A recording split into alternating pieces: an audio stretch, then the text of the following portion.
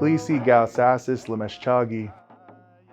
Hello everyone, my name is Henry Rondeau, and I am the administrative receptionist here with the Klamath Tribes administration.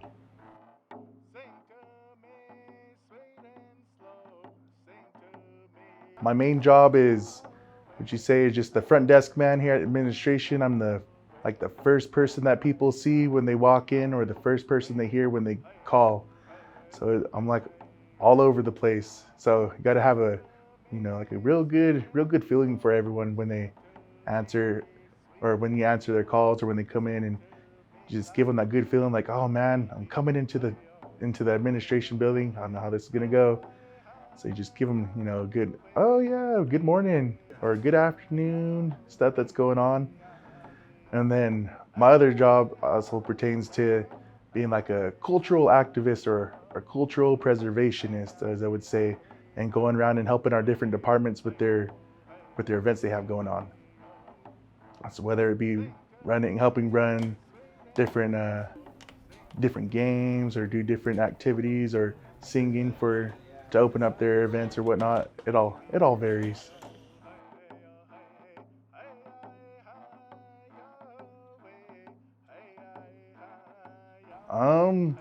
The best part, I would say, where it comes from, are just growing up and living in just a world full of negativity. The one thing I wanted to always do nowadays was try and bring a smile, bring positive energy and good feelings. Because when people feel those good feelings, everyone's gonna feel good about it. And that's not a lot that we have around here in our little local area within our tribal people. Is we have just a lot of negativity. So I like to try and spread that love and good feelings, and translate to even just the little kids, because the younger ones, their spirits are strong and powerful, and they can feel when you're like angry or happy and stuff. And so that's what I like to do, is try and bring that good energy and let them know, hey, check it out, you guys are safe in this area. You can come and talk to us. And it makes them feel like, oh yeah, look, they're just a big kid too.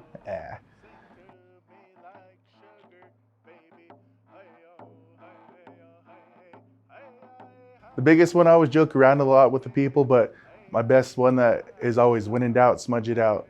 So every morning when I wake up, and there's a saying in our Wilbrighty teachings is, one of the main things is to rise with the sun, to pray alone, and pray often.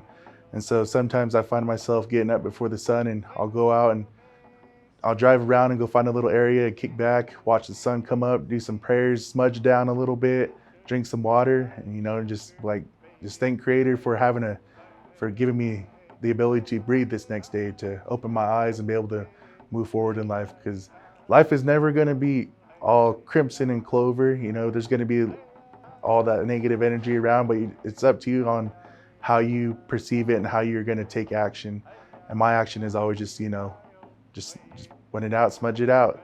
Something's going on, maybe something's going bad at work, and like it's getting crazy, or putting a lot of weight on your shoulders, just take a couple breaths, go out back, smudge off, drink some water, take a quick little prayer, like, all right, Creator, Sky Daddy, whatever you guys call him, like, all right, let's regroup, let's make the rest of the day better. And so, because I never grew up in a super positive lifestyle, and so I kind of just like drug that on and use the life that I've lived so far to be able to just give them good feelings. And especially because I know there's other people that probably are going back home, especially with our workers here, that are probably going back home to a crazy household, or coming in and like, oh man, they just come to work just to escape reality. And so I like to try and just give them good feelings, and have a good smile, like, good morning, come on in, let's get this day rolling, and joke around, tell them, man, oh, I'm tired, need a power nap, but I'm here. Give them a little chuckle here and there. It's always just nothing but good love and sending out to everyone.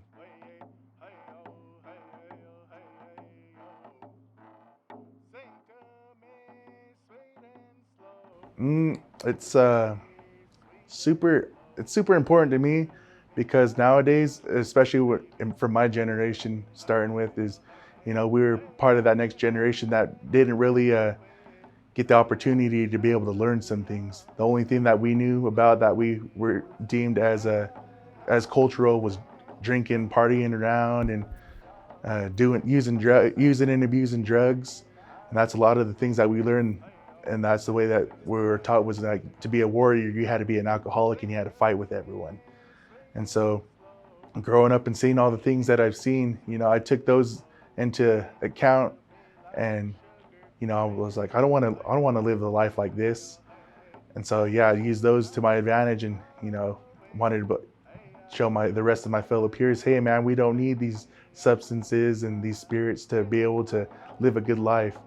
And a lot of it too is, a lot of our language, a lot of our traditions and our songs and everything, they were slowly fading away. And me myself, I never grew up in a traditional household. A lot of the stuff I kind of caught on and had to teach myself. And then growing up and being able to get teachers down the road, because some elders, a lot of our elders during that boarding school era, they were taught not to do their language, sing their songs and whatnot. So a lot of them kept that stuff in. And then, before a lot of their time, they started passing down a little bit of knowledge here and there. And I remember just, being a little guy before some of them would pass on and listen to these different teachings they would. And then being little, that sometimes it goes that one ear or through one ear, not the other. But, later on in life, it just somehow miraculously pops up in your brain. And so, I haven't really been living that whole traditional life my whole life. Maybe half my life so far, just been picking everything up, and no matter where I go, and teaching the little ones whenever I can. But the biggest one that I like to try and do is try and relate and bring our non-Indigenous community into what we provide with our culture and culture and whatnot. Because in our area here, we've we got a little bit of a clash with our non-Indigenous relatives when it comes to like the water and the land and all this and that. And so a lot of it is, trying to use music for me personally to connect with everyone, because music, I feel, is like universal. And so when one community or one culture can fit with another culture, and all it is to take music, I feel like there's a possibility, we could be able to live what would I say, live together in peace. And so that's what I like to instill with our young ones too.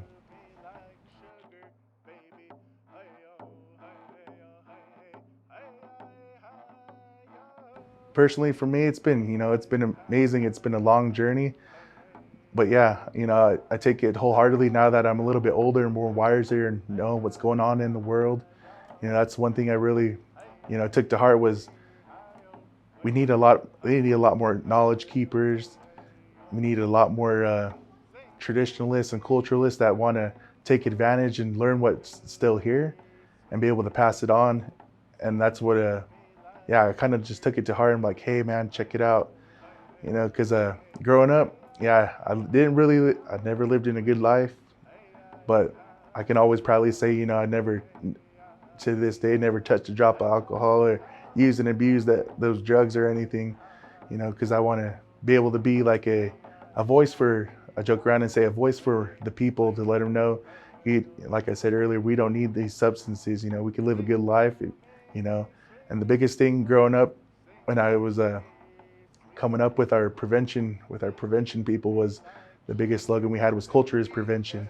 And if you are able to instill culture, even from the youngest little tiniest baby to the oldest elder, instill them a little bit of culture, it could bring them back to their roots and bring them back to their feelings of saying, hey man, I don't need to go out and maybe sip a wine or something, because there's could be just little things, or even just smoking a cigarette or chewing, especially with a lot of the health problems that may come from after that and stuff like that.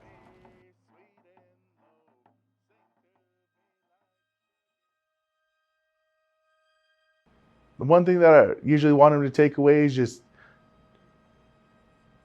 to have love for one another, because we're in a world that's tries to break us down or make us be mean to each other. Just trying to spread love and good feelings with one another. And that's what a lot of us trying to usually talk to, especially in our presentations, just to love each other. Because as tribal people, we were meant to help each other out, even if we didn't know one another, because that's just like a sole responsibility, especially to not only ourselves, but to taking care of all of creation, whether it is, going out hunting or trapping or fishing, we got to take care of one another. Like how they say, your first kill you want to share with elders, or your first fish, you want to spread out and spread some love and show love with everyone. That way we don't have our communities crumble or be divided.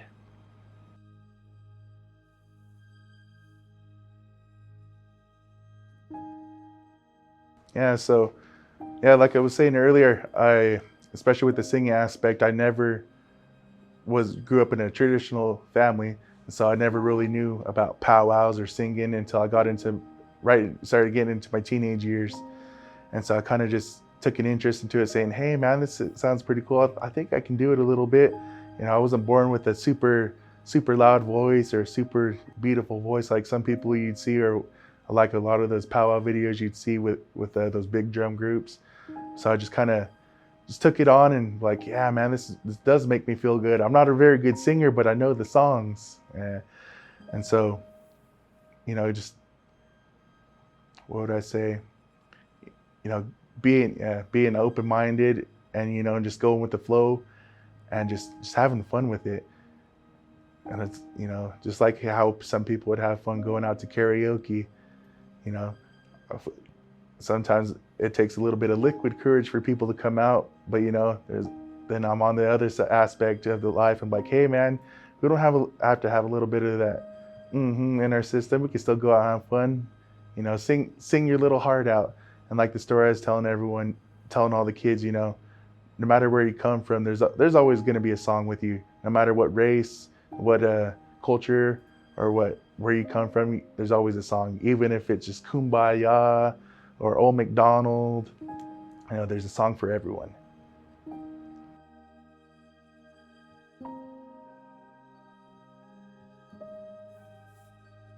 I would say the biggest obstacle would be having the same name as my dad. Hey, now I come from a long line of generations, but growing up, kind of like I would say is kind of like being an outcast, because I don't have my name don't come from here. It comes from somewhere else. So I'm part of a big family, but I don't have that big family name.